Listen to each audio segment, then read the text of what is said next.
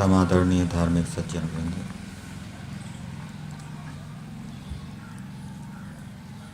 वेदवाणी साक्षात और परंपरा से ईश्वर का प्रतिपादन करती है। वेदों का तात्पर्य ईश्वर में बताया गया है और वेद मंत्रों में ईश्वर से इस प्रकार की प्रार्थनाएं वर्णित हैं, इस प्रकार की स्तुतियां ईश्वर की वर्णित हैं, जिनको पढ़कर सहज ही ईश्वर के साथ संबंध जुड़ जाता है।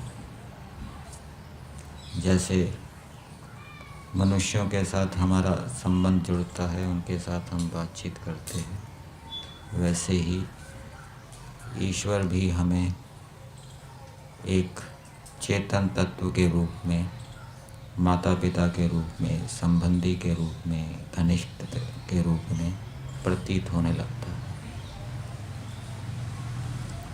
अथर्ववेद में एक मंत्र के अंदर ईश्वर से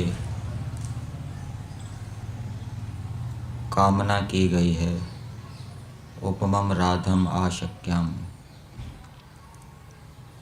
कि हे प्रभु, मैं कब ऐसा समर्थ हो सकूंगा कि आपको मैं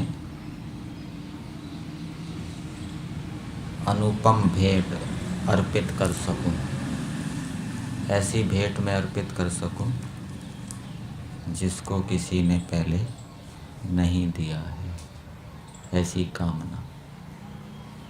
और ईश्वर से प्रार्थना की है कि हे परमेश्वर, आप द्रुत गति से मुझे प्राप्त होइए, विलंब ना कीजिए।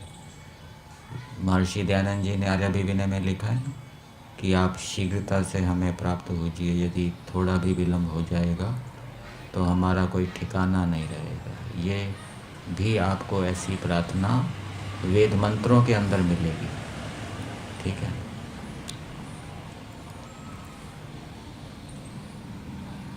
सांसारिक भोग मनुष्य को अंधा बना देते हैं, ऐसे ही पाप आचरण भी मनुष्य को अंधा बना देता है।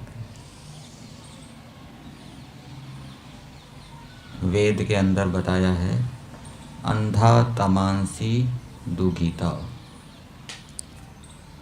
तो जो विषय भोगों में फंसा रहता है, विषयों में आसक्त रहता है, वो अंधे के समान होता है। उसको कोई कर्तव्य अकर्तव्य, धर्म अधर्म का बोध नहीं होता और वो उल्टे काम करता रहता है।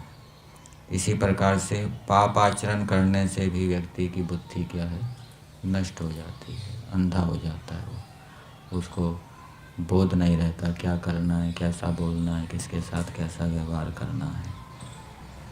तो हम अंधे ना हो, हमारी बुद्धि नष्ट ना हो, उत्तम बुद्धि बनी रहे, इसके लिए हमें ईश्वर की आज्ञाओं का पालन निरंतर करना चाहिए। एक शब्द आया है वेद के अंदर, कुवित्स। कुवित्स ऐसे व्यक्ति को कहा गया है जो अपने पाप के विनाश के लिए या क्लेशों के विनाश के लिए पूरी शक्ति या पर्याप्त शक्ति लगाता है। तो ऐसे कुवित्स उपासक के प्रति परमेश्वर प्रकट होता है, और जो अपने पाप क्लेशों के हनन में पूरी शक्ति नहीं लगाएगा, पर्याप्त शक्ति नहीं लगाएगा, ईश्वर उसके हृदय में प्रकट हो उस पाप के विनाश के लिए, ऐसा नहीं होगा। और ईश्वर कैसा है, वेदों में बताया गया है कि गोमतः दानम न नियमते। परमेश्वर जो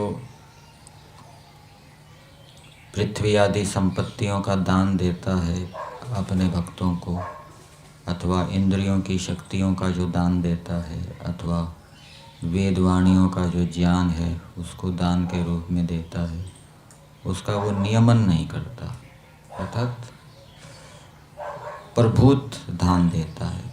इतना दान देता है कि जो उपासक है वो उसको प्राप्त करके पूर्ण रूप से तृप्त हो जाता है, प्रसन्न हो जाता है। तो ईश्वर हमसे प्रसन्न हो, हमें ईश्वर से प्रभुत मात्रा में दान प्राप्त हो, हमारी बुद्धि ठीक काम करती रहे, हम अंधे के समान ना हो, और हमारा सामर्थ्य ईश्वर को अद्भुत भेंट प्रदान करने का हो। इसके लिए हमें ईश्वर की आज्ञाओं को जानना चाहिए और उसके अनुसार निरंतर चलना चाहिए।